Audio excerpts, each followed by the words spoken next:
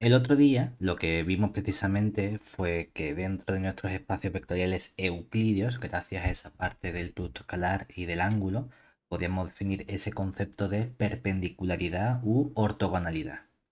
Ese concepto lo hemos visto realmente aplicado a dos elementos, es decir, a dos vectores del espacio. Yo puedo coger un vector, otro vector y comprobar si son ortogonales o no, viendo únicamente qué le ocurre a su producto escalar, si ese producto escalar es nulo o no.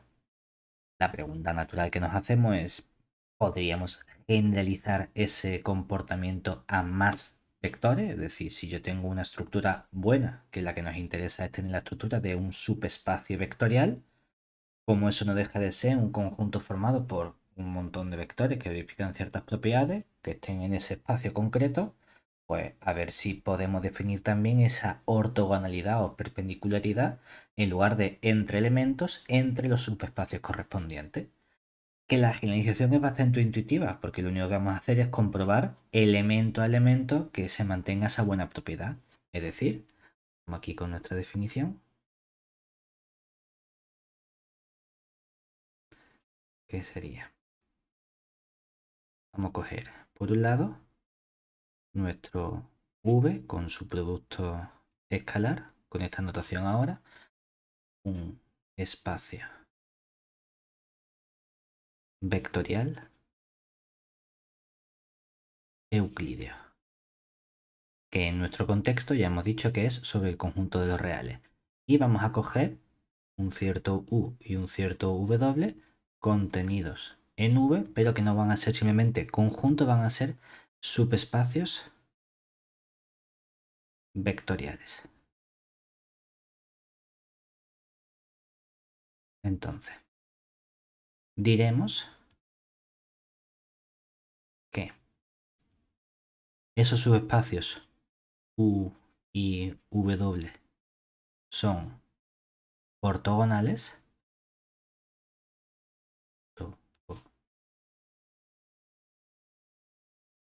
aquí, ortogonales, y lo denotaremos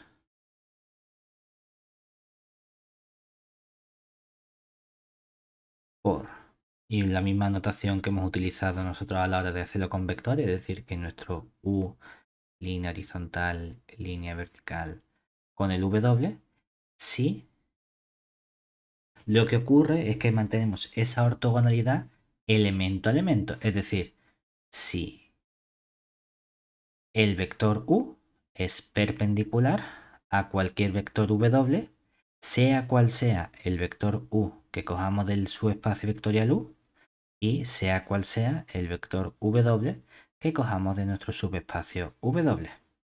Esencialmente, ¿qué estamos diciendo? Recordemos que esta propiedad que tenemos aquí de perpendicularidad que hemos puesto, lo único que significa es que el producto escalar del vector U con el W tiene que ser 0 para cualquier pareja de vectores que cojamos primero de un espacio, segundo del otro espacio. Ojo, que lo hemos colocado en este orden, pero que nos es indiferente porque nuestro producto escalar es una forma bilineal simétrica. Entonces, no hay ningún problema en que tú digas, tengo que colocar en la primera componente el vector del subespacio U y en la segunda componente el de W. O al revés, no pasa nada porque por la simetría podemos poner el orden que nos dé más coraje. No hay ningún problema.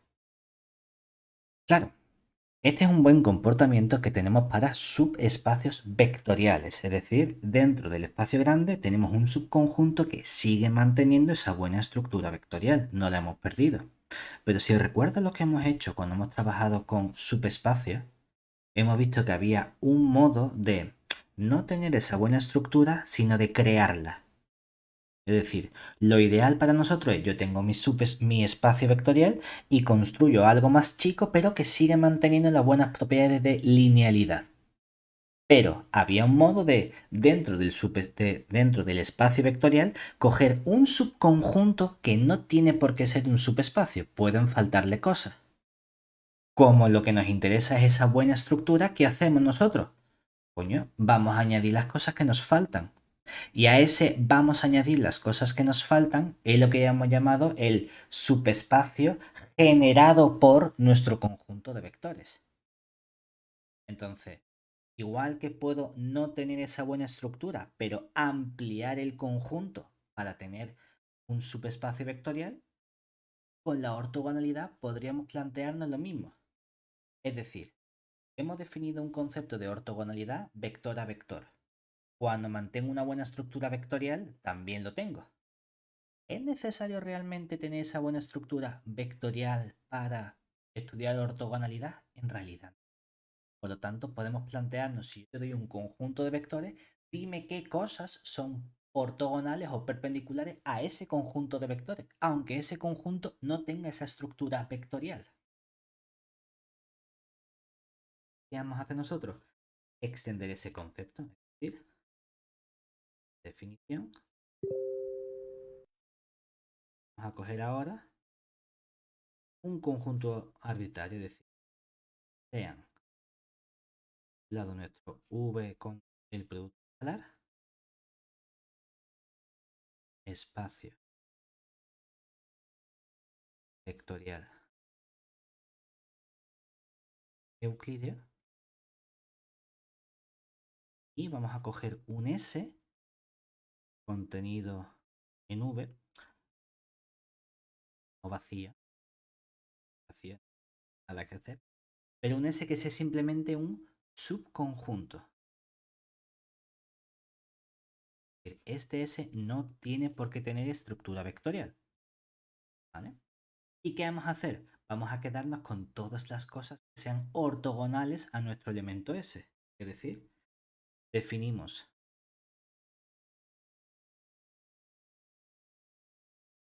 el complemento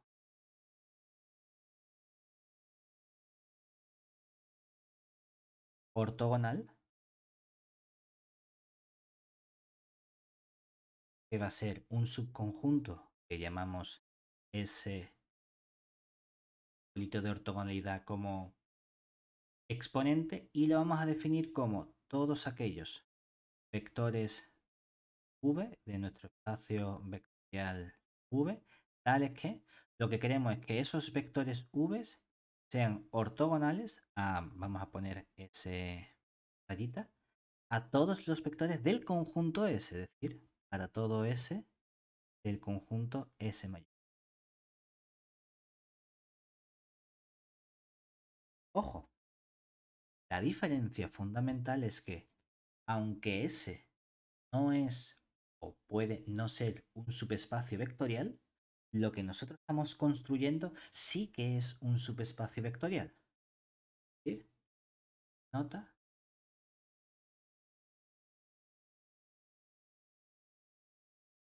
El conjunto S ortogonal sí tiene estructura vectorial.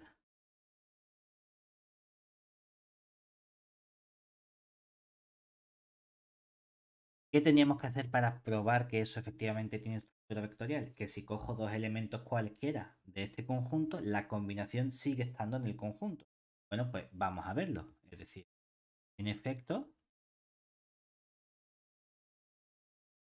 dados U y V que pertenezcan a ese ortogonal, estudiamos si la combinación lineal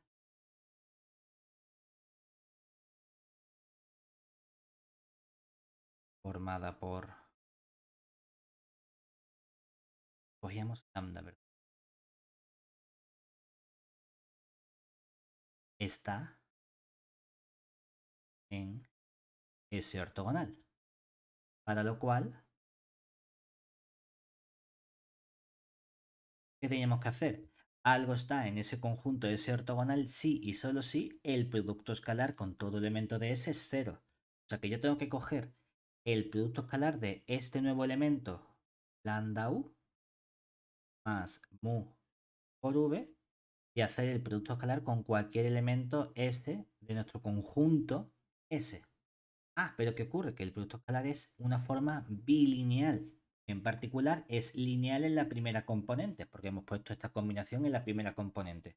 Pues por ser lineal en la primera componente, yo puedo desglosar este comportamiento. Es decir, pues la primera componente nos quedaría lambda por el producto escalar del U con el S más el mu por el producto escalar del V con el S.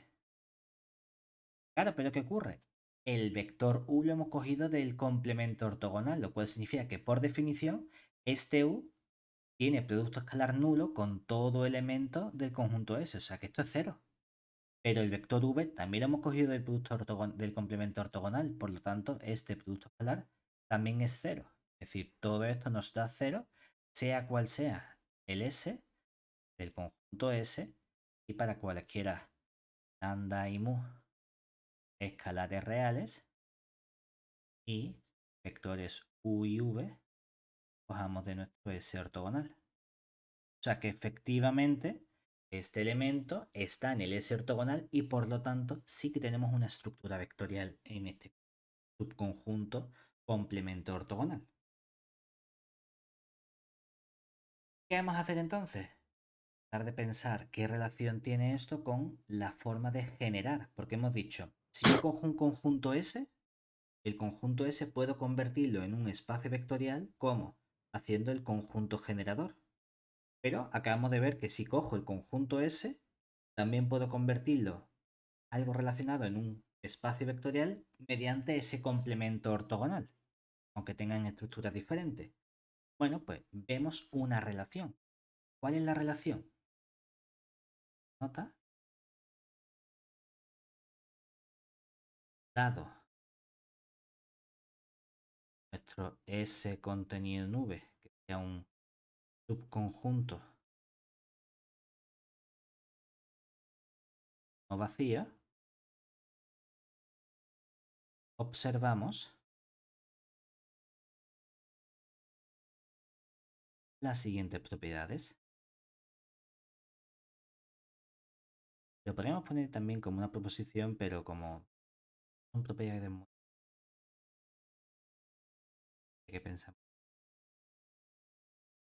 Podríamos plantearnos, por un lado, una cosa intuitiva sería, si yo cojo el S y le hago el complemento ortogonal, y a ese complemento ortogonal le vuelvo a hacer el complemento ortogonal, uno pensaría, ah, pues recupero el mismo S. Porque si hago una vez el complemento ortogonal, cojo las cosas que son perpendiculares a S. Y si le hago el complemento ortogonal al complemento ortogonal, hago las cosas que son perpendiculares al complemento ortogonal, que eran las de S.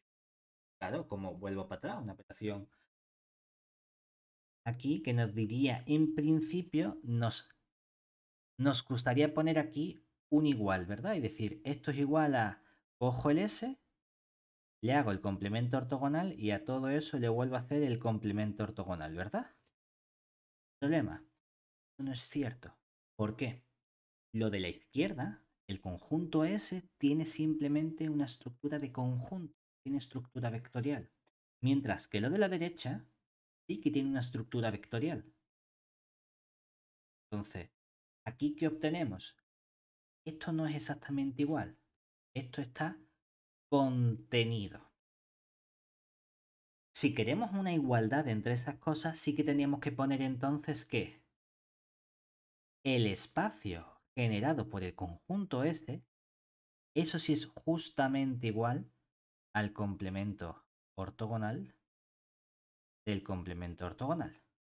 Sí, porque lo que estamos haciendo es añadir toda esa parte vectorial que no tenía el conjunto S, lo cual ya vemos precisamente que hay una buena relación entre estos elementos. Es decir,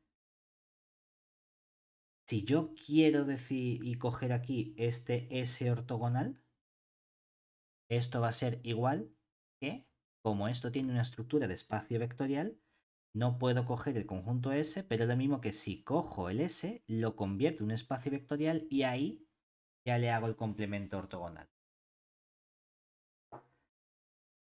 Esto es interesante porque si nos fijamos en esta propiedad, lo que hace el complemento ortogonal es, yo te doy todas las cosas perpendiculares, pero internamente, como estoy dándote al final una estructura vectorial, el resultado va a ser el mismo, tengas o no esa estructura vectorial inicial en el conjunto S. El complemento ortogonal dice, me da exactamente igual lo que le pasa al conjunto S.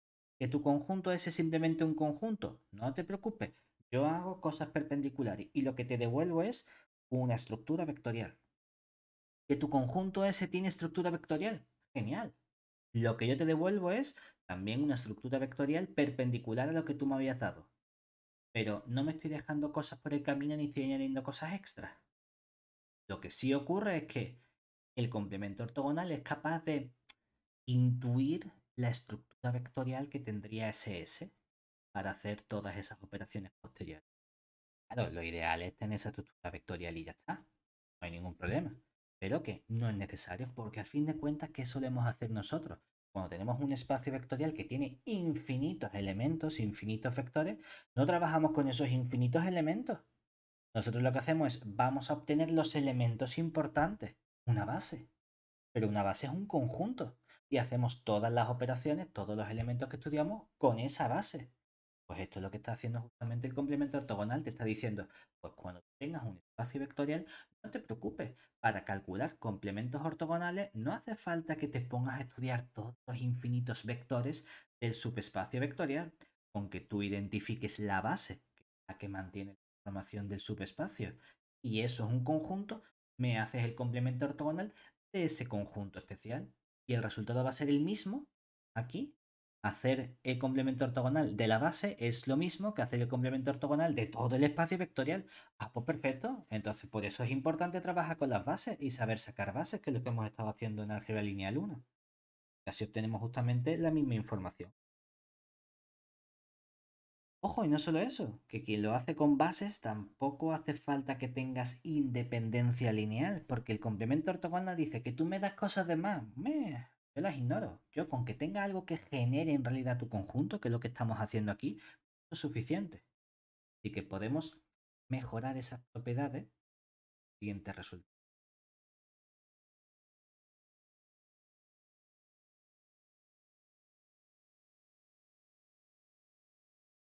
Par con el escalar.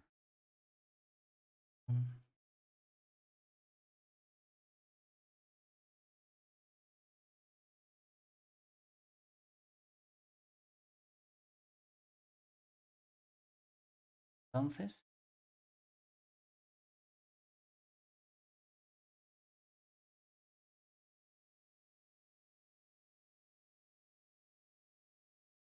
si U, W,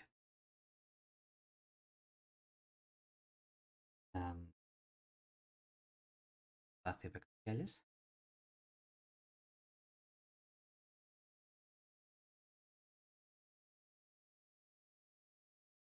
se verifican.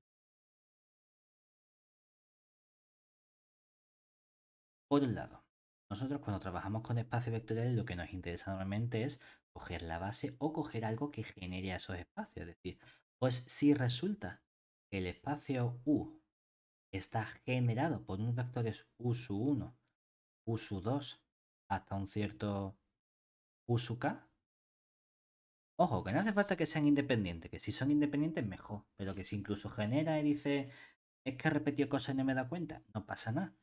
¿Cómo podemos obtener el complemento ortogonal? Muy sencillo, lo que hemos dicho antes, cuando calculamos el complemento ortogonal, lo único que estamos haciendo es quedarte con aquellos vectores del espacio que sean ortogonales a cada uno de los vectores que generan. Entonces pasamos de los infinitos vectores a los k vectores que estamos trabajando aquí, es decir, que el v sea ortogonal al u1 y así hasta que el v sea ortogonal al u sub k. Por lo tanto, lo que genera el subespacio es lo mismo que lo que genera el conjunto. Ningún problema. Y la otra propiedad interesante es que cuando nosotros hemos trabajado con espacios vectoriales o subespacios, ahí hemos visto dos operaciones fundamentales que podemos hacer con vectoriales. Podíamos sumar los espacios vectoriales o podíamos intersecar los subespacios vectoriales. Y había una relación fundamental entre suma e intersección.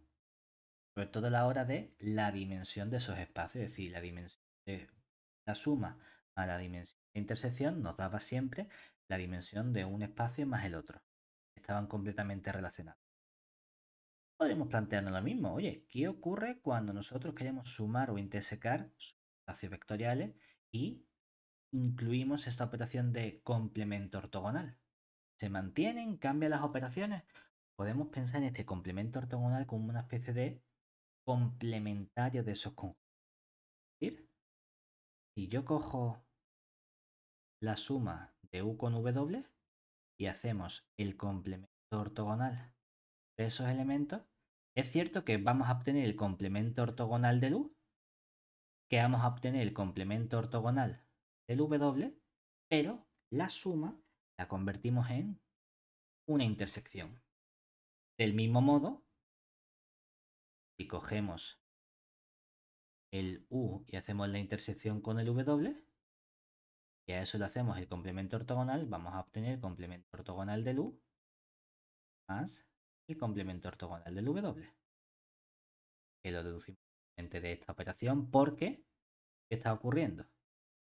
Cuando hacemos complemento del complemento, ¿qué nos queda? El propio conjunto. Es decir, si a todo esto le volviésemos a hacer el complemento ortogonal, cuando hacemos el complemento del complemento nos queda la suma y aquí nos quedaría el complemento de esta intersección. Cambiando los nombres, aquí aparece justamente el complemento ortogonal, el ortogonal es el u, el w. Que con haber tenido uno hubiese sido suficiente, ¿no? Pero bueno, los ponemos aquí simplemente para que sepamos que lo que hace el complemento ortogonal es simplemente convertir suma en intersección. Así de simple. ¿De acuerdo? Y un caso fundamental que tenemos nosotros precisamente es que ocurre con una suma especial, que es la suma directa. Cuando hacemos una suma directa teníamos un comportamiento adicional donde la intersección de esos subespacios era el elemento nulo. No tenían nada en común salvo el vector nulo que siempre tiene que estar. Pues lo mismo ocurre cuando cogemos un espacio y estudiamos el comportamiento que tiene el complemento ortogonal. Lo llamamos complemento porque está complementando a lo que tenemos a decir. Tenemos todos los elementos del espacio vectorial que no están en el conjunto U, pero no nos falta nada por ahí. ¿Sí? Bien.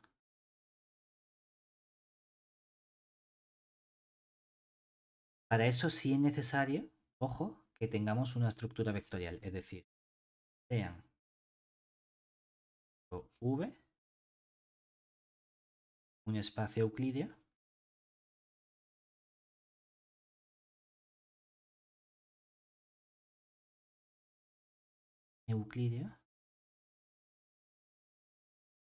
y vamos a coger un U contenido en V que sea un subespacio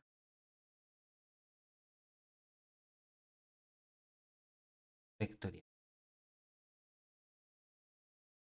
Entonces,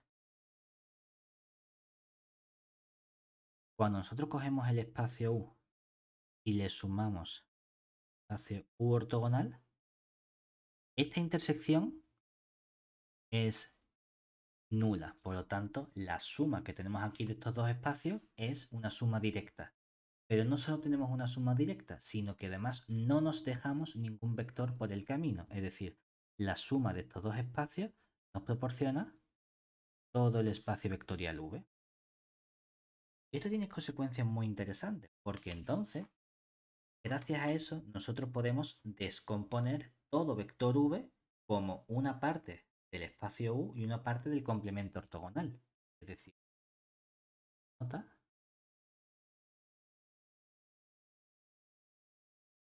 el hecho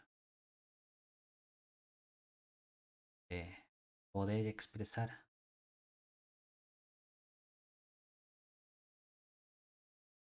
nuestro espacio vectorial V como una suma directa del U con el complemento ortogonal nos permite poder expresar todo vector V perteneciente al espacio V de forma única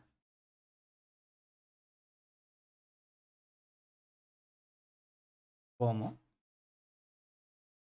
un cierto v que sea, vamos a llamarlo v sub u más v sub u ortogonal, donde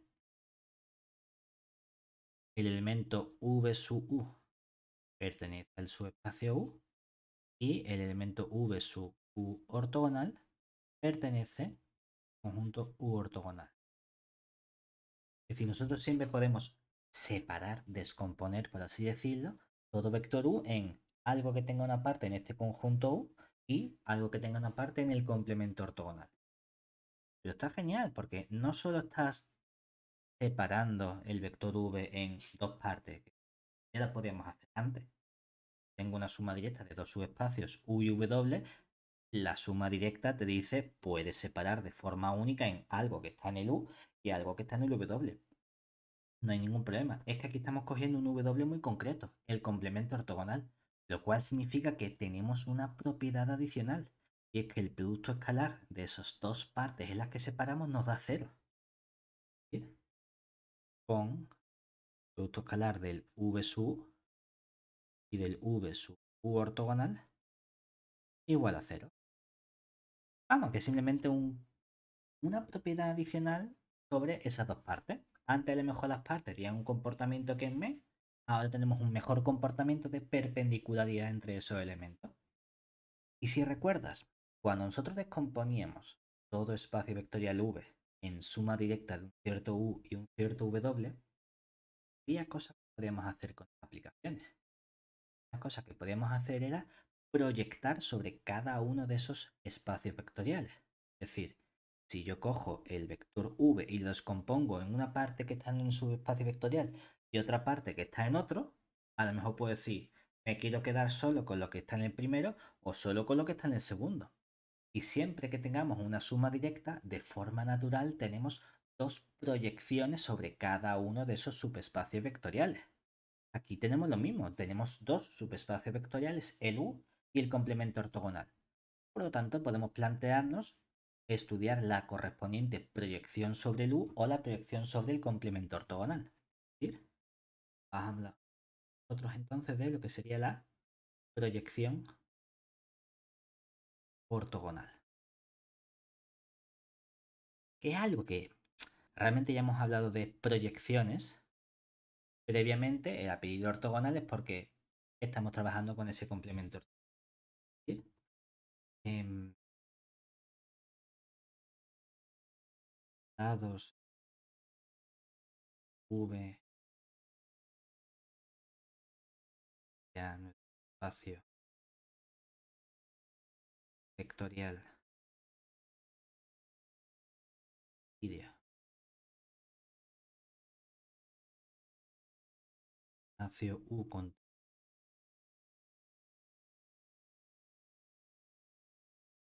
vectorial, la descomposición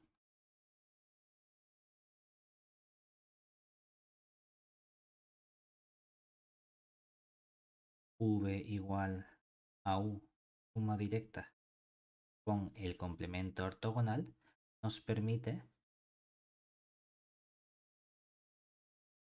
definir dos proyecciones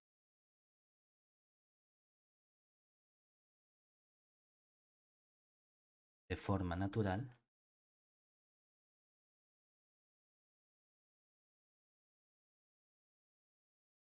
a partir de la descomposición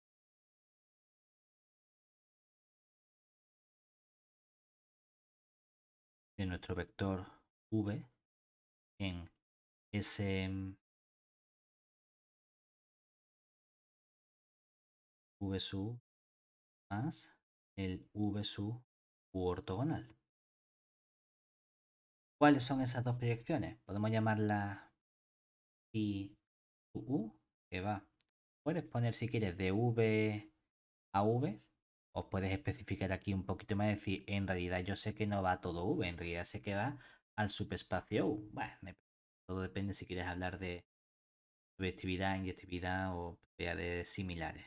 ¿De acuerdo? ¿Qué ocurre con este elemento?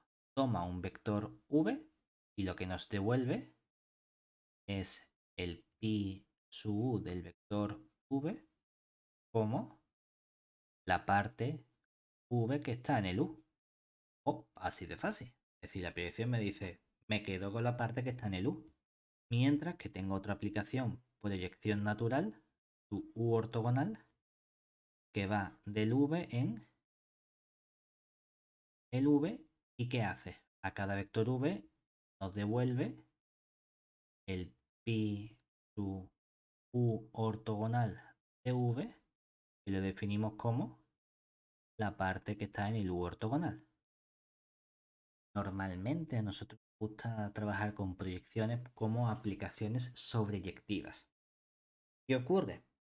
Si nosotros definimos la proyección de este modo, como una aplicación que va del v en el v, para que sea sobreyectiva, ¿qué tenemos que decir? Que todo elemento de la imagen tiene a alguien que lo lleve a ese elemento, ¿verdad?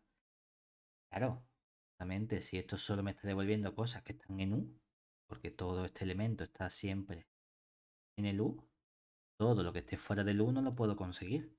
Tanto esta aplicación así definida no sería sobreyectiva. ¿Qué hacemos para evitar eso?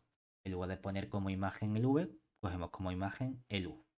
Y lo mismo hacemos aquí con esta parte. Como la imagen de esta proyección siempre va a estar en el u ortogonal, si ponemos aquí nuestro u ortogonal, tenemos que estas dos proyecciones son efectivamente aplicaciones sobreyectivas. O mira, tenemos comportamiento si lo ponemos de ese modo. Esta aplicación que tenemos aquí se llama proyección ortogonal sobre el subespacio U. Y es una aplicación sobreyectiva.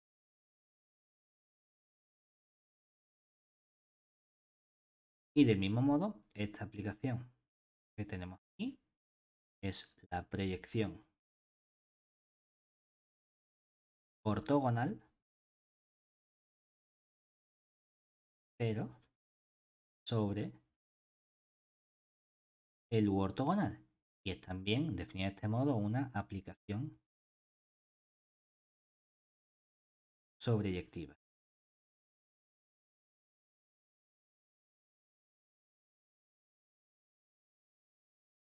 ¿Qué comportamiento tenemos precisamente?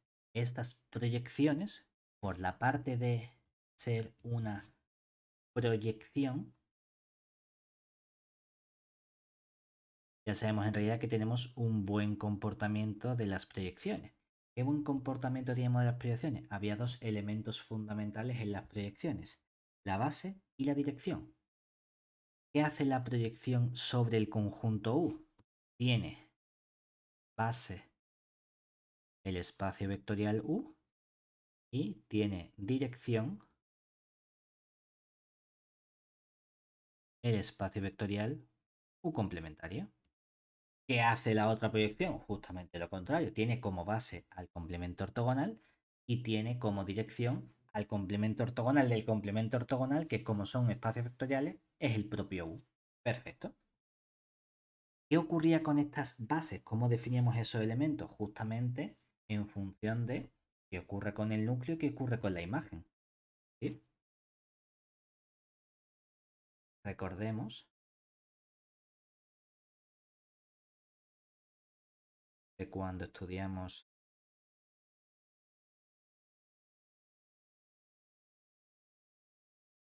trabajamos con las proyecciones secas,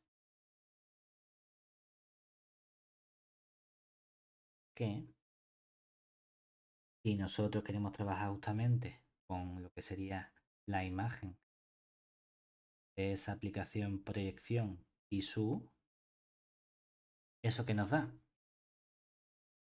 La imagen de Pisú es justamente a donde llega nuestro espacio o nuestra aplicación, ¿verdad? Llega siempre a luz.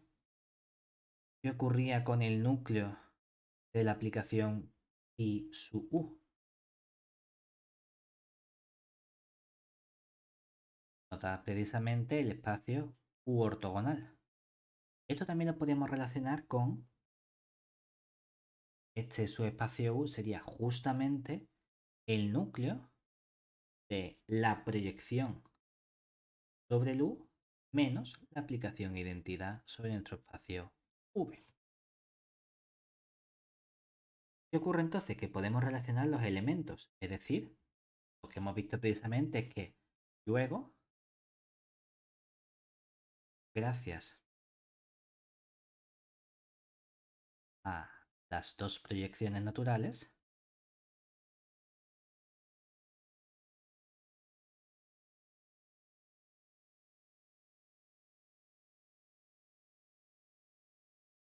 podemos expresar de forma única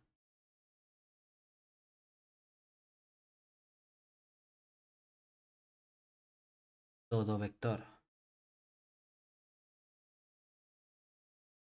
v de nuestro espacio vectorial como inicialmente que hemos dicho que este vector v lo podemos expresar como un v que está en el u y un v que está en el u ortogonal, ¿verdad? ¿Qué estamos diciendo precisamente ahora? Que podemos identificar perfectamente quién es este v sub u. ¿Quién es el v sub u? La proyección del vector v sobre el subespacio vectorial u. O sea que en lugar de escribir esto de aquí, este elemento como el v sub u, podríamos escribirlo simplemente como la proyección sobre el espacio u de nuestro vector v. Y luego le añadimos y teníamos por otro lado otra proyección, la del vector v sobre el u ortogonal, es decir, este elemento sería la proyección sobre el u ortogonal de nuestro vector u. O sea que sí, que es cierto que podemos separar todo vector en lo que esté en el u y lo que esté en el u ortogonal, pero que resulta que podemos separarlo perfectamente. ¿Eso qué ocurre? Que esto nos permite a nosotros definir realmente qué ocurre con las proyecciones. Podríamos definir las proyecciones, si queremos, también como aquellos vectores que verifican estas propiedades de descomposición. ¿Sí?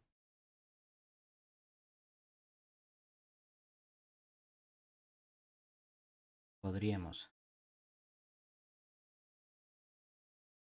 definir entonces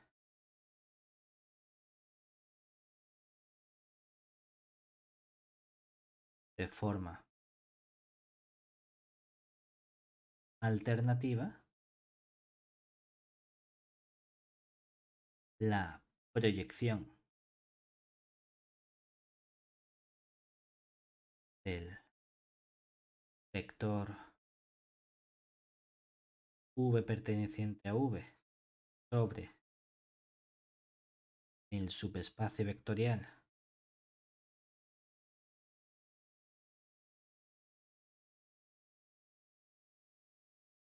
u contenido en v como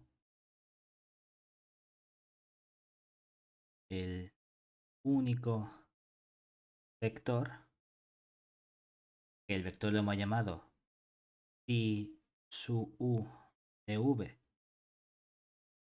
que tiene que verificar, que verifica dos cosas. Por un lado, que el pi sub u de v, ¿dónde tiene que estar esta proyección? En el subespacio u, ¿verdad? Y para descomponerlo, ¿qué hacemos? También tienes que identificar la parte morada en realidad, ¿verdad? ¿Y cómo puedo despejar la parte morada? La parte morada es al vector v le restas esa proyección del u del v. O sea que si conoces la parte azul, la parte morada también la tienes perfectamente identificada como el v menos el pi sub u de v. ¿Y qué ocurre con este vector? ¿Dónde tiene que estar ese vector precisamente? Como en la parte morada, eso tiene que estar en el u ortogonal. Pues eso tiene que estar en nuestro complemento ortogonal. Pues ese vector que verifique estas dos propiedades es lo que tú llamas proyección ortogonal del vector sobre el subespacio correspondiente. ¿Qué ocurre? Que esto nos permite justamente obtener de este modo las proyecciones. Vamos a hacer un ejemplo sencillo para que veamos. Vamos a cogerlo en R3 y veremos en V igual a R3 el vector V igual a... Elige un vector. ¿Cuál te da más coraje? 1 menos 1, 0. 1, 0, V y el espacio vectorial U contenido R3 dado por... ¿Qué prefiere? ¿Que nuestro U esté generado por vectores o que esté dado por unas ecuaciones implícitas? En las ecuaciones. Vale. Como estamos en R3 y no queremos cosas triviales, tenemos dos opciones. Una ecuación implícita o dos ecuaciones implícitas. 2. Entonces vamos a coger nuestro U. Como va a estar dado por dos ecuaciones implícitas, vamos a tener una primera ecuación que va a ser, por ejemplo, coeficiente, vamos a llamarlo x1, x2, x3. ¿Qué combinación lineal quieres? ¿Cuánta x1, cuánta x2, cuánta x3? 1, 2, 1, 2, 3. X1 más 2x2 más x3. Todo eso igual a 0. ¿Y la segunda? 1, 2. X, o sea, x2, 1. O sea, 0, 0x1, vaya. Y x sub 2. X sub 2. Y 2x sub 3.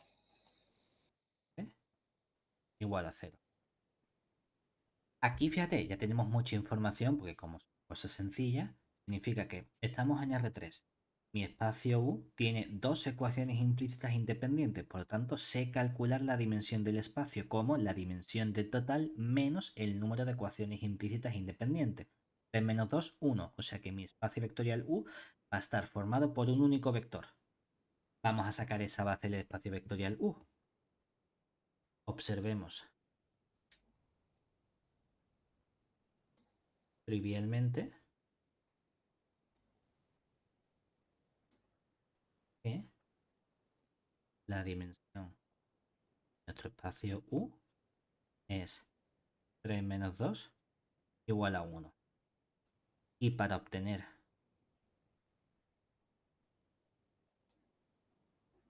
una base de U, debemos escalonar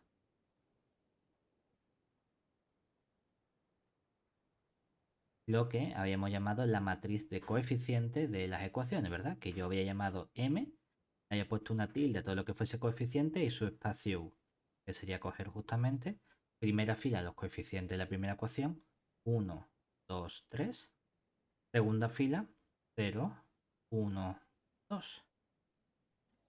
Pues resulta que no hay que hacer nada porque esto ya está escalonado, ¿verdad? Tengo aquí mi primer pivote y mi segundo pivote. ¿Qué hacemos con esta información? Le damos parámetros a las columnas que no tienen pivote, ¿verdad? La primera columna tiene un pivote en el 1, la segunda columna tiene otro pivote, casualmente también en el 1, la tercera columna es la que no tiene pivote. Entonces, aquí damos parámetros a las columnas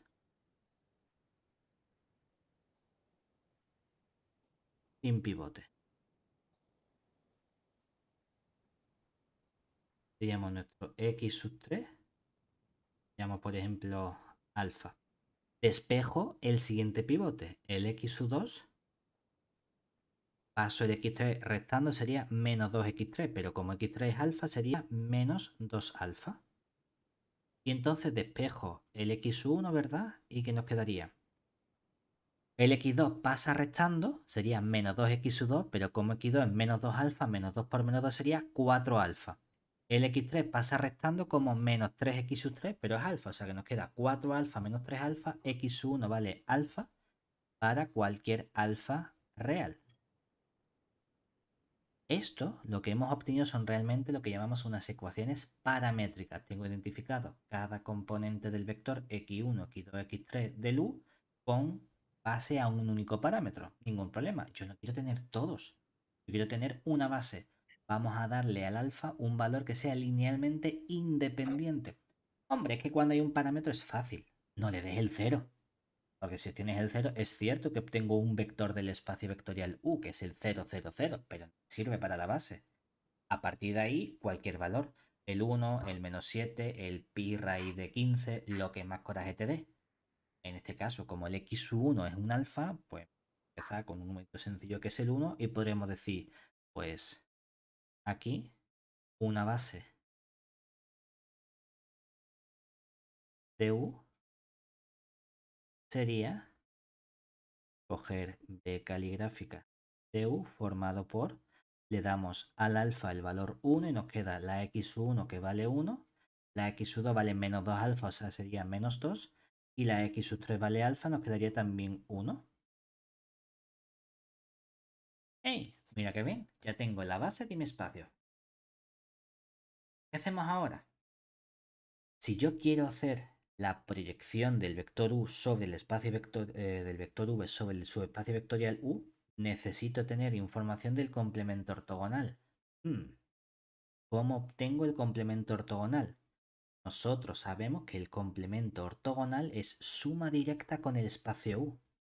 ¿Cómo obtenemos cosas que son suma directa con el u? Tiene dos opciones. Podemos generalizar en principio y estudiar primero un complemento del u y luego hacerlo perpendicular. O puedes irte a otra parte más sencilla que sería, como yo ya tengo información del espacio vectorial u y ya conozco una base, cualquier otro vector tiene que ser perpendicular a ese elemento de la base, ¿verdad? Entonces, vamos a utilizar eso, que ha sido la caracterización que hemos puesto aquí con esta parte de perpendicularidad. Si tienes el U generado por vectores, el ortogonal es lo que está generado por estos elementos perpendiculares. Ah, mira qué bien. Entonces, ahora, para obtener U ortogonal, sabemos que cualquier vector, vamos a llamarlo, como hemos utilizado las X, vamos a poner a lo mejor I su 1, I su 2, I su 3. Ojo, que no pasa nada porque lo dejes con X, ¿eh? Que esté en el U ortogonal, debe ser ortogonal a todos los vectores de la base del espacio vectorial U, ¿verdad? Que está generado, hemos dicho, por el elemento 1, menos 2, 1. Es decir, aquí es sencillo porque ¿en qué se convierte el U ortogonal? En algo que tiene que ser el producto escalar del I su 1, I su 2, I su 3 con el 1, 2, menos 1 tiene que ser 0. Ya está, no hay más cosas porque no hay más vectores. Esto no es el 1, 2, menos 1, es el 1, menos 2, 1. ¿Vale? No te fijes un pelo de mí. Si hubiese más vectores, ¿qué hacemos? Añadir más ecuaciones. Fíjate, ¿qué hace el complemento ortogonal? El ortogonal transforma el qué. Lo que dijimos, transforma suma en intersecciones, ¿verdad? Lo cual significa que si tienes cosas generadas por vectores, lo convierte en ecuaciones implícitas. Efectivamente, si yo tengo una base que genera mi espacio, ¿qué hace el complemento ortogonal? me devuelve ecuaciones de ese espacio. Ah, perfecto. O sea que aquí lo que obtenemos son justamente unas ecuaciones implícitas. ¿Qué vamos a tener aquí? Cuando hacemos el producto sería i su 1 por el 1 nos queda i su 1, i su 2 por el este nos queda menos 2 i su 2, i su 3 por el 1 nos queda más i su 3, todo eso igualado a 0. Ojo, si estos son unas ecuaciones implícitas independientes, me gustaría obtener una base de ese espacio, ¿verdad? ¿Cómo saco una base? Igual que antes, matriz de coeficientes y escalonamos. Perfecto, pues vamos a obtener esa base. Para obtener una base de nuestro U ortogonal, escalonamos.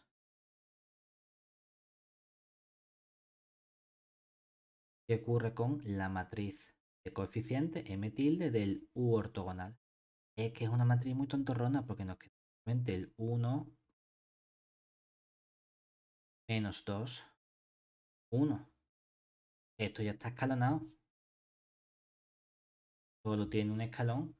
Le damos pivote a las columnas sin parámetros a las columnas sin pivote. Es decir, luego, aquí lo que estamos diciendo es que i su 2 va a tener un parámetro alfa, i su 3 va a tener un parámetro beta, y podemos despejar fácilmente el i su 1 como el menos 2 pasa sumando y sería entonces 2 alfa, el i su 3 pasa restando sería menos beta, y esto es para cualquiera alfa y beta valores reales.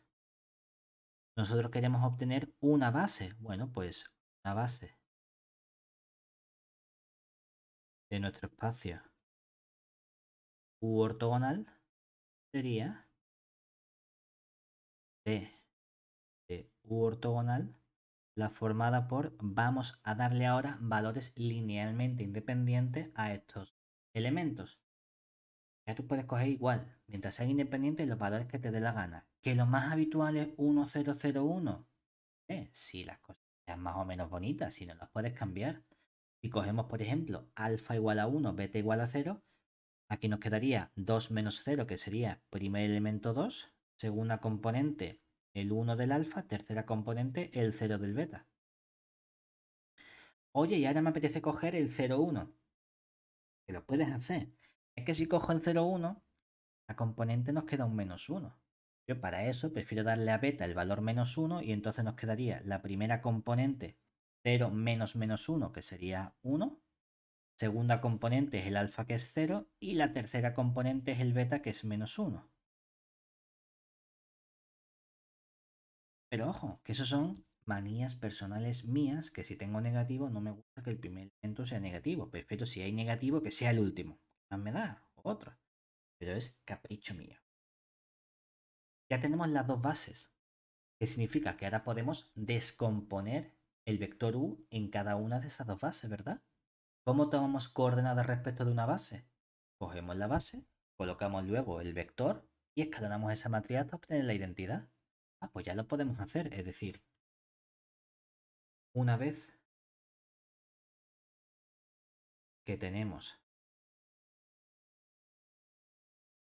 la base de luz, está formada por el vector 1, menos 2, 1, y la base del u ortogonal, que está formada por 2, 1, 0, y 1, 0, menos 1, como la base de u unión la base del u ortogonal nos genera una base del v, podemos obtener las coordenadas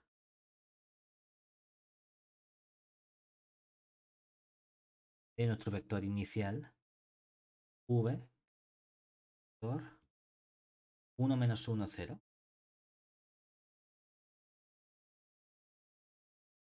¿Cómo? ¿Qué base quieres colocar primero? ¿La de u o la del u ortogonal? Me da exactamente igual, ¿eh? La del U, mantener el Entonces, orden. cogemos aquí primero el vector 1, menos 2, 1, que esto sería la base de nuestro U. Ojo, voy a poner aquí una vez así la línea. Básicamente para que separes y digas, ahora vendría la base del U ortogonal, que sería el 2, 1, 0, el 1, 0, menos 1. No lo tienes ni que poner para separarlo, ¿no?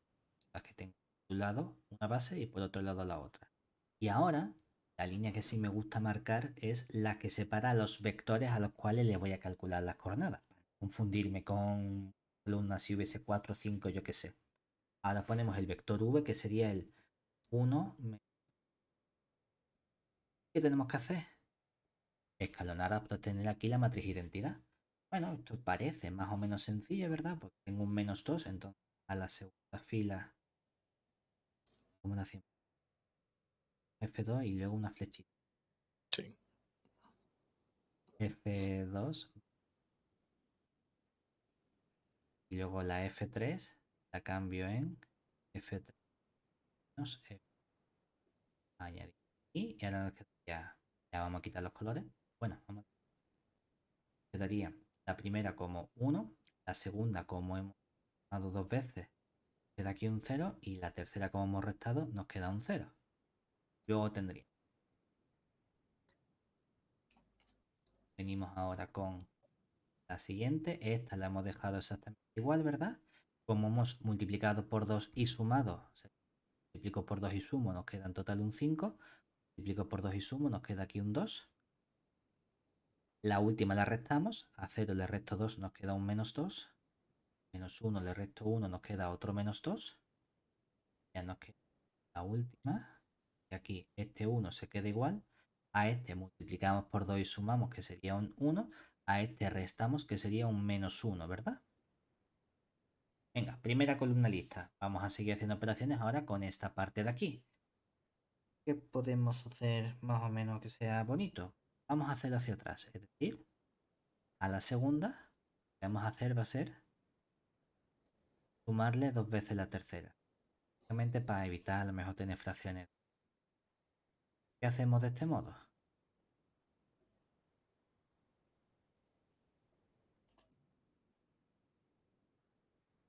La que estamos manteniendo exactamente igual sería la primera que no la tocamos, ¿verdad? Y la tercera que no la tocamos, con el menos 1. Tendríamos entonces aquí un 0 y aquí menos 2, menos 2. Como estamos multiplicando por 2 y sumando, obviamente este 0 se sigue manteniendo. Este no lo tocamos, se queda en 1, pero ahora arriba, ¿qué ocurre? Multiplicamos por 2 y sumamos, al 5 le sumo menos 2 por 2, nos queda un 1. Multiplico por 2 sería menos 4, se lo sumo, aquí nos queda un menos 2, ¿verdad? Y ahora multiplico por 2 menos 2 y se lo sumo, nos queda un menos 1. Y esta primera, que queda exactamente igual como 2. Bueno, vamos a hacer una cosa, ya que aquí hay un 2, voy a aprovechar y voy a hacer otra operación que va a ser a la tercera, no, a la primera, le voy a sumar la tercera. Consigo ahí otro cerito.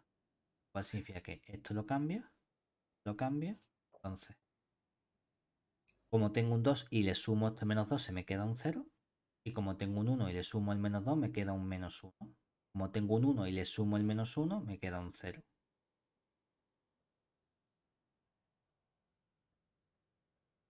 Venga, ya tenemos un 1, ya puedo hacer ceros abajo más fácilmente. Es decir, aquí abajo y a la tercera fila la transformamos en tercera más dos veces la segunda. De este modo nos quedaría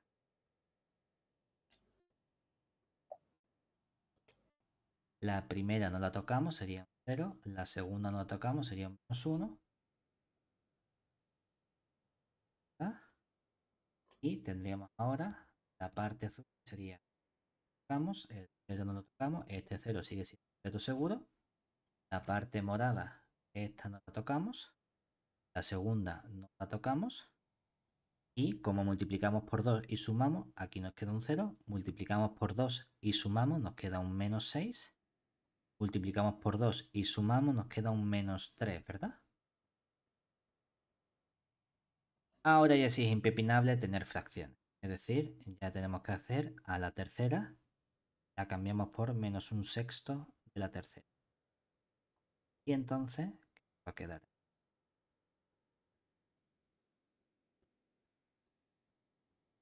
1, 0. Esto se convierte al dividir entre menos 6 en un medio, ¿verdad? Parte A. La parte azul se nos queda exactamente igual como 0, 0. La parte el 1, aquí el 1, 2 y aquí el 0, 1.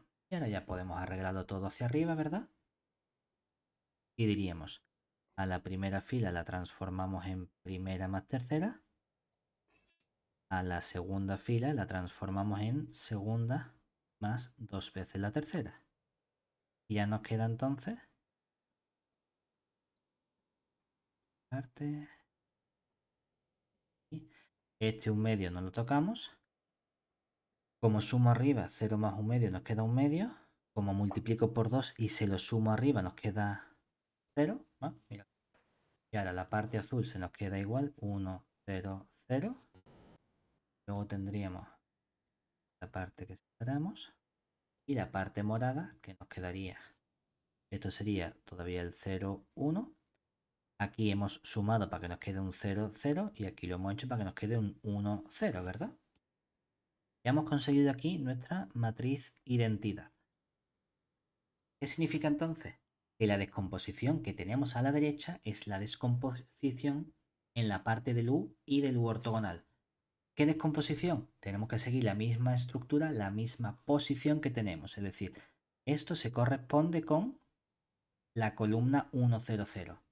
Mientras que esta parte se corresponde con la del U ortogonal. Es decir, hemos obtenido así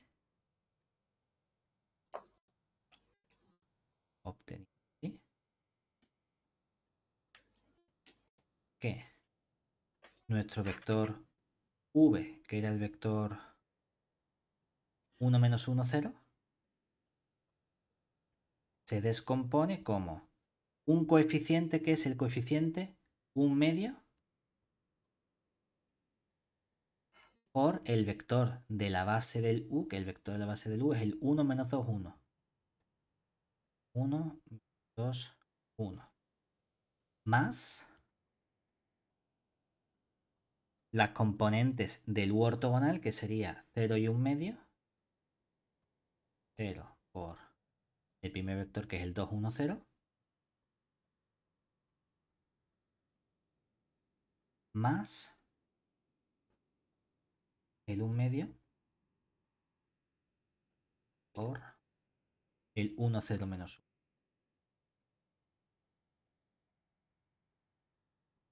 Fíjate, no lo hemos comprobado antes, ¿verdad? Pero lo que obtenemos aquí, por un lado, es que este elemento, este de aquí, pertenece al U. Mientras que todo este de aquí, he dejado este más de medio lado, pertenece al U ortogonal. Además, si yo cojo el elemento de la base del U, el 1 menos 2, 1, y hago el producto escalar con los elementos de la base del U ortogonal, el 1 menos 2, 1, producto escalar con el 2, 1, 0, sería 2 por 1, 2, menos 2 por 1, menos 2, 1 por 0, 0, nos da 0. Cuando hago el 1 menos 2, 1 con el 1, 0 menos 1, nos queda también 0. Es decir, efectivamente, todos los elementos del U son perpendiculares a todos los elementos del U ortogonal, porque tienen buen comportamiento con los elementos. Además, aquí acabo de obtener las dos proyecciones regaladas. Aunque solo quiera estudiar a lo mejor la proyección de luz, realmente tú lo calculas todo. Aquí acabamos de obtener así que ¿quién sería entonces la proyección sobre el espacio vectorial U del vector V? Sería, ojo, todo el resultado de hacer esta operación. Es decir, sería un medio por el 1 menos 2, 1, que es el vector un medio menos 1, un medio. ¿Y quién sería la proyección, si nos lo pidiesen, sobre el U ortogonal de ese vector V? es el resultado de hacer esta operación, es decir, sería 0 por el 2, 1, 0 más 1/2 por el 1, 0, menos 1, que nos quedaría, en este caso el vector, como es 0 por este, pues resulta que no nos ha hecho falta, nos queda simplemente el 1/2, 0, menos 1/2. Y así hemos calculado las dos proyecciones del vector sobre el u o sobre el u ortogonal. ¿Problema que vemos? Hombre, que hay que hacer al final muchas cosas, ¿verdad? O sea, no es complicado porque todos son cosas que hemos hecho. Nosotros sabemos a partir de un espacio sacar bases y ecuaciones, que es lo que hemos hecho. Sabemos calcular complementos. Realmente es que el complemento ortogonal es todavía más fácil que un complemento porque no tengo que ampliar una base, simplemente del tirón obtengo las ecuaciones implícitas del complemento ortogonal. Si es que lo que antes era un vector, ahora lo conviertes en una ecuación. Ya ves la dificultad. Pero tengo que volver a escalonar, sacar la base, ponerlo por columna, escalonar, sacar las coordenadas y quedarme con cada parte. Y parece muy tedioso. Resulta que tenemos un método mucho más rápido e inmediato para obtener justamente estos elementos. ¿Sí? Que eso es lo guay, ¿no? Una vez que sabemos cómo hacerlo con la definición, vamos a ver si podemos caracterizar esto de algún modo. Pues resulta que podemos hacerlo muy fácil. Sean, por un lado, nuestro v espacio vectorial euclídeo y vamos a coger nuestro u contenido en el v que sea un subespacio vectorial. De modo que vamos a suponer que conocemos una base, es decir, con p sub u está formado por u sub 1, u sub 2, así hasta un cierto u sub k. Todo esto contenido en el u base. Entonces, dado un vector cualquiera v del espacio v mayúscula, tenemos que,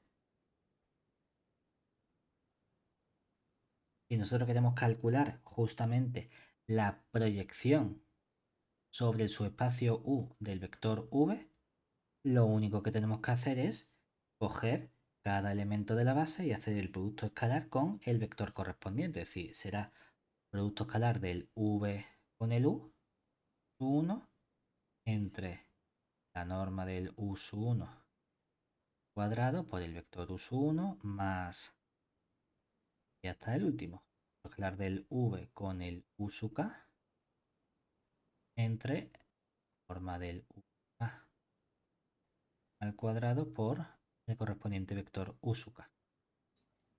Y esto sería para cualquier vector v que tengamos. Lo podemos hacer con el u o con el u ortogonal, lo que más coraje te dé.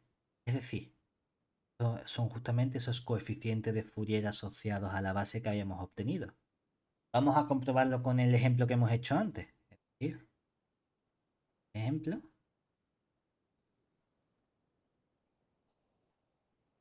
si recuperamos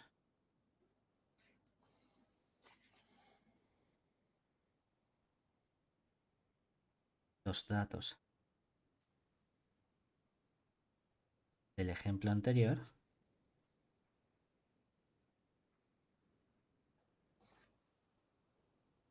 teníamos que nuestro v era el vector 1, 0, menos 1, ¿verdad? Reciente a v. Y habíamos obtenido la base del espacio u, que estaba formada por únicamente un vector, que había sido el 1 menos 2, 1. Por lo que se supone que la proyección El vector está mal. El vector sería 1 menos 1, 0. Ah, vale, vale. Si no, ya nos daba mal el ejercicio. 1 menos 1, 0. Perfecto. de este vector v, supuestamente, ¿qué teníamos que obtener? Producto escalar del 1 menos 1, 0 con el vector de la base, que es el 1 menos 2, 1. Todo eso dividido entre la norma al cuadrado del 1 menos 2, 1. Y todo multiplicado por el vector 1 menos 2, 1. Cuando hacemos este producto escalar, ¿qué obtenemos? 1 por 1 sería 1, menos 1 por menos 2 nos quedaría 3, perdón, 2 más 1 sería 3, y 0 por 1, 0, ¿verdad? O sea que nos queda en total un 3 arriba. Abajo, como tenemos la norma al cuadrado, es simplemente multiplicar y sumar, ¿verdad? 1 por 1, 1, menos 2 por menos 2 sería 4, y 1 por 1, 1. 1 más 4 más 1 nos queda 6. Todo eso por el 1 menos 2, 1. Anda, es que este 6 es justamente el 1 medio, ¿verdad? Que era el coeficiente que hemos obtenido aquí. Por lo tanto, nos queda efectivamente el vector 1 medio menos 1, 1 medio. Mucho más rápido. No hemos tenido que Joder. calcular el complemento ortogonal ni nada. Lo podemos hacer incluso comprobar rápidamente al revés para nuestra proyección sobre el U ortogonal. Como ya obtuvimos la base, ¿verdad? Que nuestra base era el 2, 1, 0 y el 1, 0 menos 1. Rápido, 2, 1, 0, 0 menos 1. ¿Qué ocurre cuando hacemos el producto escalar del 2, 1, 0 con nuestro vector 1 menos 1, 0?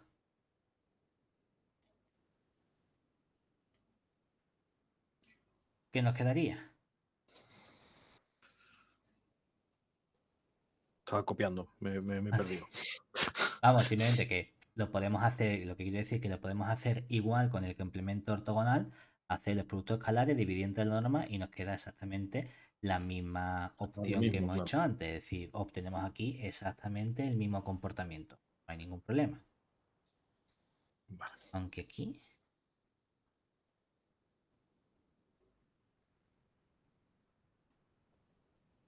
Voy a revisar un momento que aquí no nos hayamos equivocado. Si es el vector es el 1 menos 0, ¿verdad? Aquí hemos dicho que sumamos dos veces. Y si sumo dos veces nos queda 0, 5, 2, 1. ¿Vale? Y aquí resto. Ahora me voy para arriba. Sumo dos veces. Daría... Bueno, sumo aquí. Nos queda fuera, fuera. Y aquí 2. O por 2 menos 1. Pero aquí sumo dos veces. Así nos queda 0, 6, 3. Divido entre menos 6. Nos queda el 1 medio. Y ahora multiplico arriba, que sería el 1 medio. Y aquí multiplico por 2. Sumo. Queda 0, ¿verdad? No veo que... Vale. Lo digo porque cuando tengo el 2, 1, 0, 1, 0 este, con este elemento, ahí el 2, 1, 0, y el primer vector de la base, y luego el 1, 0 menos 1. Cuando hacemos el producto escalar con el 1 menos 1, 0, sería 2 menos 1 y 0. Eso nos daría escalar un 1, ¿verdad? Y cuando hago este con este nos quedaría 1, 0, menos 1, nos quedaría otro 1. O sea que supuestamente tenía simplemente que sumar los dos vectores. Que no es exactamente esto, no es el 0 1 medio. Entonces, de algún lado, en esta parte, cuando he hecho estos escalonamientos, debería fallar algo. A ver, a repasar. Mejor casi siempre es hacer las cuentas en vez de... Yo no soy capaz de dar. Entonces, si multiplico por 2 sería 1, 4, 2, 2. Se lo sumamos aquí. Si nos queda este con este 0, 1 con 4, 5, 0 con 2, 2, 1 con 2, 1. Ahora sumo, no, resto 0, resto menos 2, resto 1, menos 2, resto menos 1. Perfecto. Multiplico esto por 2, sería 0, 4, 4, 2, se lo sumo aquí arriba, 0, 1, menos 2, menos 1, ¿vale? Y cuando sumo aquí arriba sería 1, 0, menos 1, menos 1. Vale, estoy aquí. Multiplico ahora por 2 y nos quedaría 0, 2, 4, 2. Y se lo sumo a esta parte de aquí, nos quedaría 0, 0, menos 6, menos 3. Divido todo entre menos 6, sería 0, 0, 1.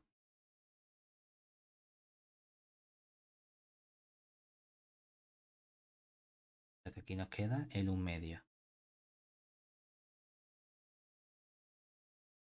1 medio, multiplico por 2, 0.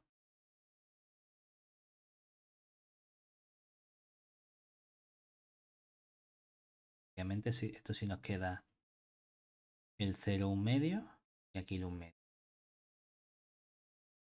Parte, dirección ortogonal, exactamente.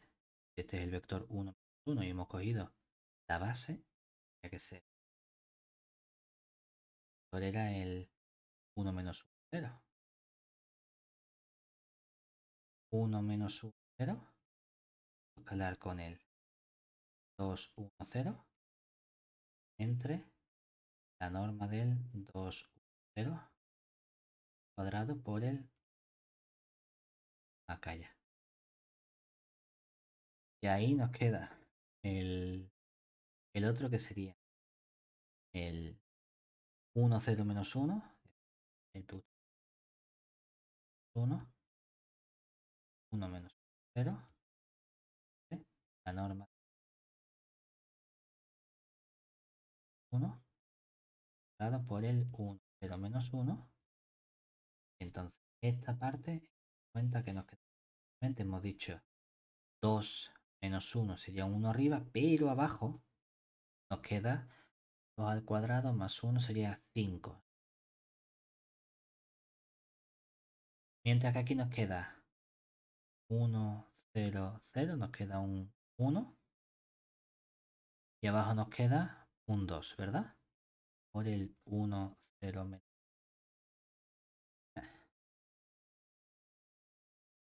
Y esta parte que nos quedaría entonces 2 quintos, 0, y aquí nos quedaría medio, 0, 1. Da lo mismo.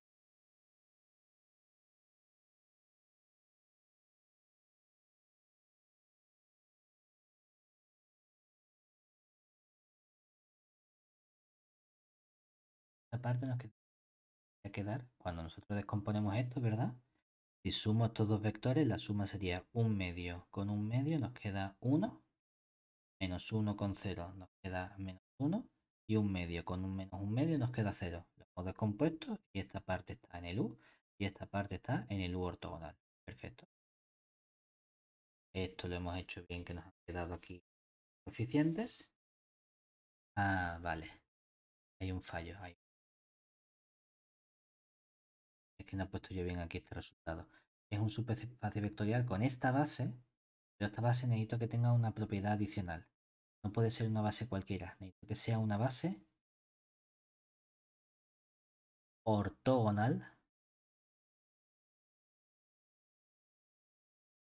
de nuestro U. Entonces, dado V perteneciente a V, tenemos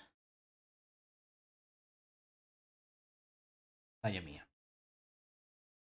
Que esta igualdad sí que es cierta, ¿vale? Por eso nos ha salido fácilmente con el U, porque claro, como el U solo tenía un vector en la base, esa base obviamente es ortogonal porque solo tiene ese mismo vector. ¿Por qué nos estaba fallando con la parte del U ortogonal? Porque los dos vectores que tenemos en la base del U ortogonal, este vector 2, 1, 0 y el vector 1, 0, menos 1, cuando hacemos el producto escalar nos sale 2, que es distinto de 0. Es decir, esos vectores no son perpendiculares, por eso no nos cuadraban las cuentas. ¿Qué teníamos que hacer si queremos? Lo que tendríamos que hacer sería convertir la base del U ortogonal en una base ortogonal. ¿Y sabemos pasar de una base a una base ortogonal? Sí, con el proceso de Gram-Schmidt. Entonces ahí es donde podríamos hacer esa operación. ¿Vale? Y una vez que tenemos esa nueva base ortogonal, sí no deberían salir las mismas cuentas.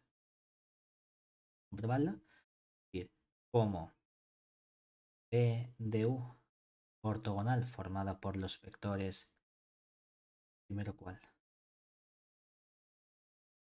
2, 1, 0. 1. A 1, 0. 0. No es ortogonal. Debemos aplicar Gram-Schmidt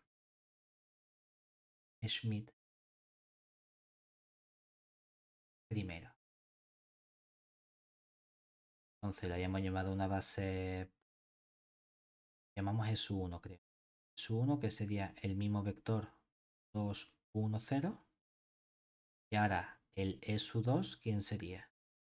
Al 1, 0, menos 1, le vamos a restar la parte que a lo mejor no es ortogonal. Es decir, hacemos el producto escalar de este 1, 0, menos 1, pero con el vector anterior, que sería el 2, 1, 0, entre la norma de ese 2, 1, 0 cuadrado por el vector 2, 1, 0.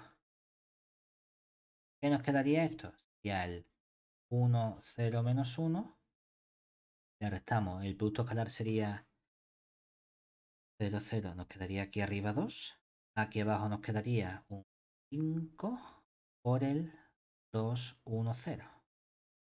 Y entonces todo esto que nos quedaría el vector 1 menos 4 quintos, que sería vector 1 quinto. 0, aquí nos queda menos 2 quintos. Y luego este con 0 sería menos 1. Comprobamos. 2 por 1 quinto son 2 quintos. 1 por menos 2 quintos son menos 2 quintos. 0 por menos 1, 0. Perfecto. Ahora aplicamos el resultado con esta base. Es decir, ahora calculamos con la nueva base ortogonal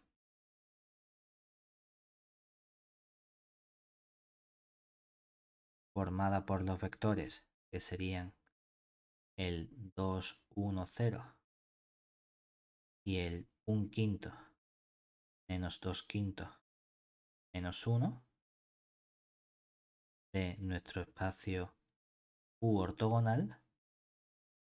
Nuestra proyección sobre el U ortogonal del subespacio V, del vector V, que nos quedaría.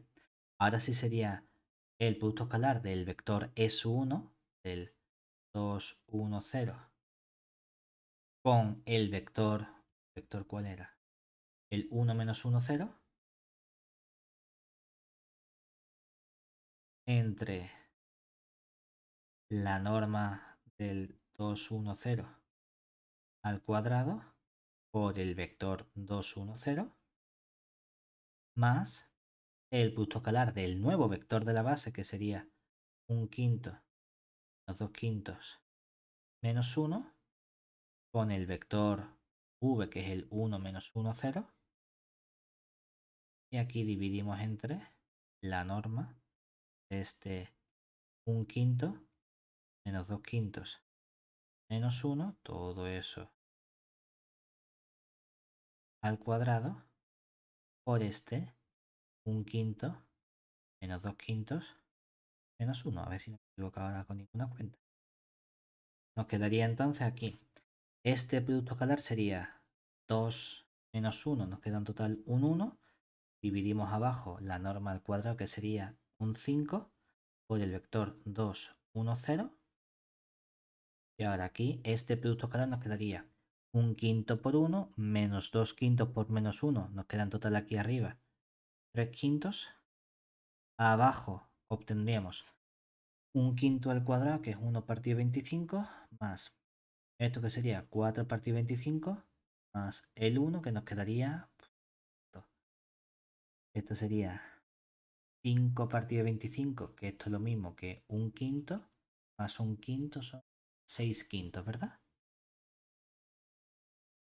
Y todo eso por el un quinto menos 2 quintos menos 1. Venga, ¿cuánto nos quedaría todo esto en total? Cuando simplificamos 3 quintos con 6 quintos, todo esto nos queda en realidad un medio. O sea que tendríamos aquí 2 quintos y le sumamos un medio por un quinto. Sería un décimo. Esto es lo mismo que 4 décimos, son 5 décimos, que es lo mismo que un medio. ¡Hey! Vamos bien. Tenemos ahí nuestro un medio, ¿verdad? Aunque así un poquito más raro. Venga, el siguiente. El un quinto. Multiplicamos un medio por menos 2 quintos, que sería menos un quinto. Pues un quinto menos un quinto, 0. Oye, ni tan mal. Pinta bien la cosa. Por último, un quinto por 0 es 0. Un medio por menos 1 nos queda menos un medio. Efectivamente, tenemos el mismo vector. Perfecto, no hay ningún problema. Hemos obtenido exactamente lo mismo que habíamos obtenido cuando habíamos hecho a pelo con la construcción del complemento ortogonal. Perfecto. La única pega que tiene esto es que necesitamos que la base que elijamos del subespacio sea una base ortogonal. No nos van a cuadrar las cosas. ¿Eh? Y con eso podemos hacer esto sin problema. ¿Pachi? Todo esto sería la parte de nuestros subespacios ortogonales. Hay un extra, por así decirlo, del que podemos introducir un nuevo comportamiento en estos espacios ortogonales, que es una especie de distancia entre elementos. Porque en cierto modo nuestros vectores, en principio, hay una diferencia cuando hablamos de vectores en realidad entre lo que son los vectores libres y los vectores ligados. Y hasta que no trabajemos con geometrías lineales, no va a hacer falta esa diferencia en realidad. En el sentido de que estamos acostumbrados a decir, yo cojo mi vector y mi vector, si lo dibujo, ¿dónde lo dibujo? Estamos a dibujarlo con un origen y con un final. En esta parte abstracta, el vector es un elemento del espacio. Es algo que está por ahí pululando. Cuando yo hablo del elemento 2, 1, 0, no es que empiece en un punto y termine en otro, sino que es algo que lo puedo colocar donde a mí me dé la real gana.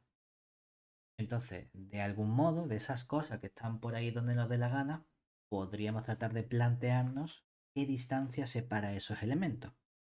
Y podemos definir una distancia a partir de los escalares, a partir de las normas de espacios métricos, de espacios, estructuras más generales.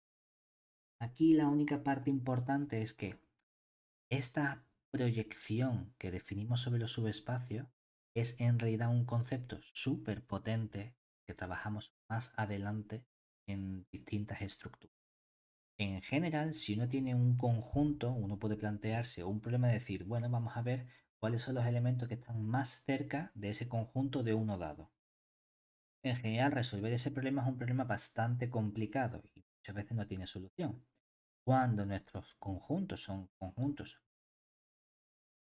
bueno, son por ejemplo espacios vectoriales, sí que es fácil obtener esa solución y además la podemos calcular explícitamente gracias a la proyección ortogonal.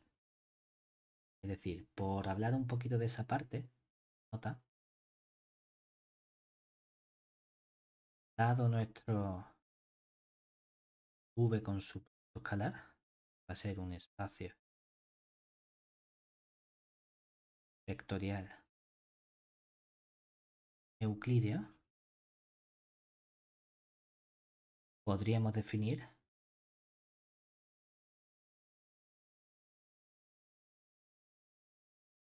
la distancia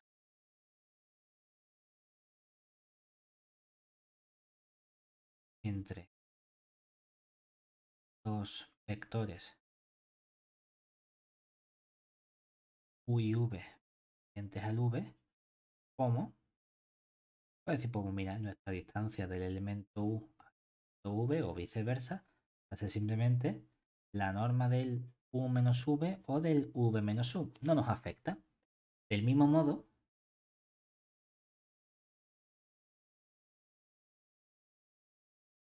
si u contenido en v es un subespacio vectorial,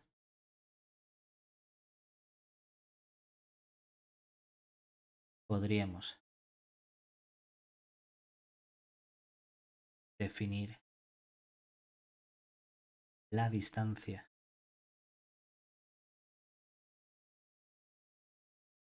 de dicho espacio u a un elemento o un vector v perteneciente al v como esa distancia del v al u, o al revés, o pones primero el u y luego el v, me da exactamente igual. En principio, la palabra que debería aparecer aquí es un ínfimo de las distancias del v al u, donde el u es un elemento de nuestro espacio vectorial u. Digo ínfimo porque no tiene por qué de alcanzarse, no tendría de mejor por qué de existir exactamente ese vector que dice, aquí está. A lo mejor piensas en me puedo acercar pero no llego a cogerlo. ¿Qué ocurre? Como tenemos una muy buena estructura, este ínfimo se convierte en un mínimo. Es decir, aquí esto en realidad,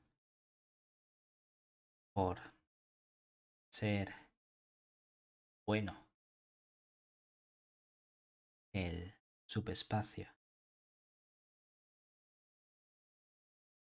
vectorial u, sabemos que este ínfimo se convierte en un mínimo.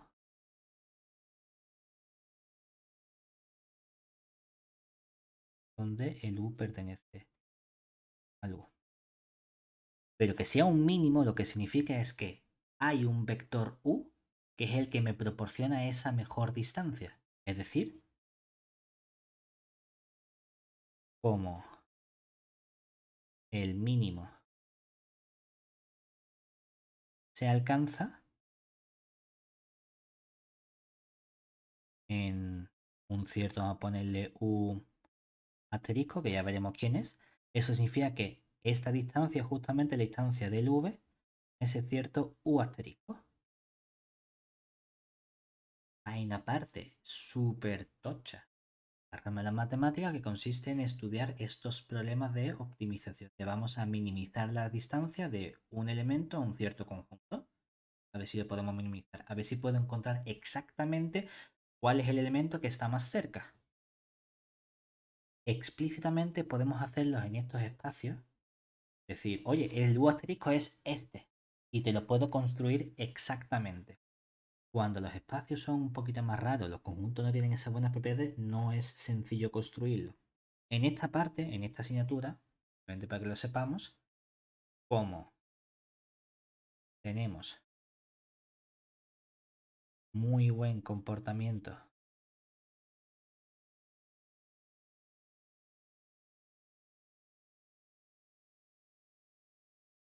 en espacios vectoriales,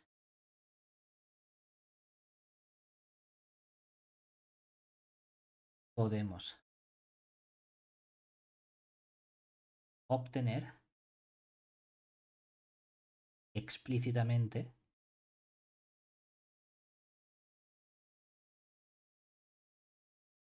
el vector u asterisco que está en el u, que minimiza la distancia,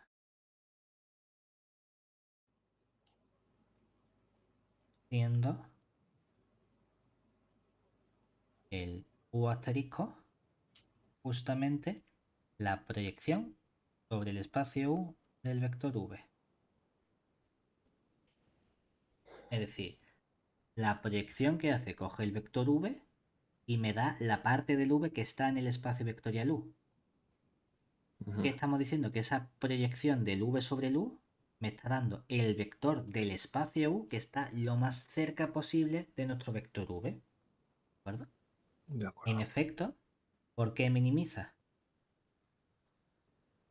nosotros queremos estudiar esas distancias, tendríamos justamente nuestra v menos u, a poner la norma al cuadrado para quitarnos las raíces, ¿verdad? Diríamos, queremos estudiar la distancia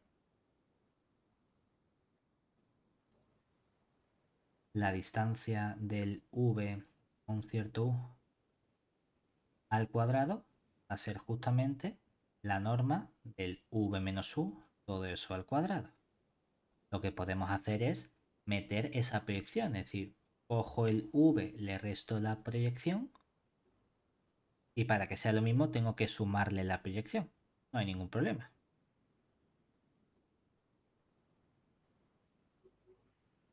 Estos son dos elementos, ¿verdad? Tengo un elemento que es el v menos proyección y otro elemento que es la proyección menos el u, ¿verdad? ¿Qué podemos hacer? ¿Cómo podemos separar?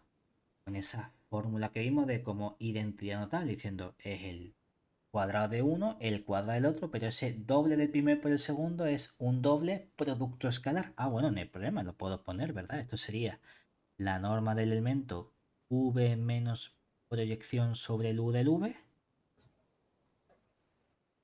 más la norma de la proyección sobre el u del v menos el u más 2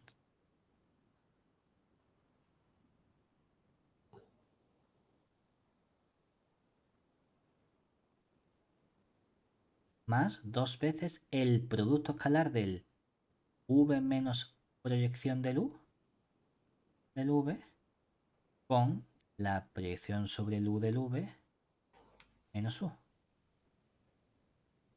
Ahora fíjate una cosa. Esta parte de aquí, ¿qué le ocurre? Que esto es siempre mayor o igual que 0, ¿verdad? Podríamos eliminar, es decir, esta distancia es siempre mayor o igual que esta parte. Este vector que tenemos aquí y este vector, ¿en qué sitios están? Hombre, en la parte derecha, el u es un vector del u. Y la proyección sobre u me devuelve otro vector que está en u. Por lo tanto, como u es un espacio vectorial, si yo sumo, resto o lo que sea, cosas de u, el resultado sigue estando en u, ¿verdad? Y fíjate en esta parte de aquí. Si yo cojo el vector v y le resto la proyección de u, si nos fijamos en esa descomposición única que habíamos hecho, ¿qué ocurría con esta descomposición? Aquí. Si tengo el vector v descompuesto como una parte de u y una parte del ortogonal, cuando resto v menos la parte azul, el resultado ¿quién es? El ortogonal, ¿verdad? O sea que siempre que haga v menos la proyección ortogonal sobre el u, eso me va a dar un elemento que ¿dónde está? Un elemento que está en el u ortogonal. ¿Y cuánto vale el producto escalar de una cosa de u con una cosa de u ortogonal? Por definición, las cosas del ortogonal son las que tienen producto escalar 0 con las cosas de u. O sea que todo este producto escalar vale automáticamente 0. Lo cual significa que todo esto es mayor o igual que la norma del v menos pi sub u de v al cuadrado, que es lo mismo que la distancia del v al pi sub u de v al cuadrado. O sea que efectivamente la distancia que hay del v al u es siempre mayor o igual que la distancia que hay del v a esa proyección. Este es el más chico que puedes colocar. Por lo tanto, ese que es el más chico es el que minimiza la distancia. Es decir,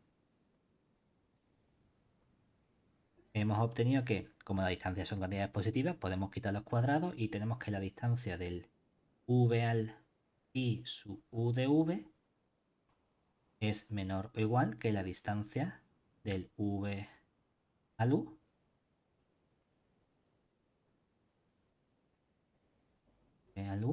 para cualquier u que cojamos de nuestro espacio vectorial u. Entonces, como este es el mejor que puedo colocar, este es el mínimo de nuestro espacio. Y cuando trabajamos en este contexto, minimizar esta distancia es sencilla. Para eso utilizamos la proyección. Esto funciona bien en general en contextos donde los conjuntos tienen propiedades concretas de completitud, convexidad, etc. Todas esas propiedades resulta que las verifican los subespacios vectoriales de dimensión finita. Por eso es tan sencillo hacerlo aquí. Cuando tenemos espacios más generales, como vemos en espacios de Hilbert, etc., ya no es tan fácil obtener ese mínimo de distancia. Y por eso hay una parte fundamental de matemática del cálculo variacional que se encarga de pasa cuando los espacios son más raros y queremos minimizar esta distancia de elementos a conjuntos. Pero para lo que son nuestros subespacios ortogonales, que sepamos cómo calcular espacios ortogonales, cómo estudiar propiedades de descomposición coordenadas y si nos piden minimizar cosas, sabemos en realidad que nos están preguntando cuál es la proyección del vector. Me lo pueden poner de un modo diciendo minimiza la distancia o indica el elemento que minimiza la distancia y una forma de decirte calcula la proyección sobre el subespacio correspondiente. Con eso lo tenemos todo listo. Vale.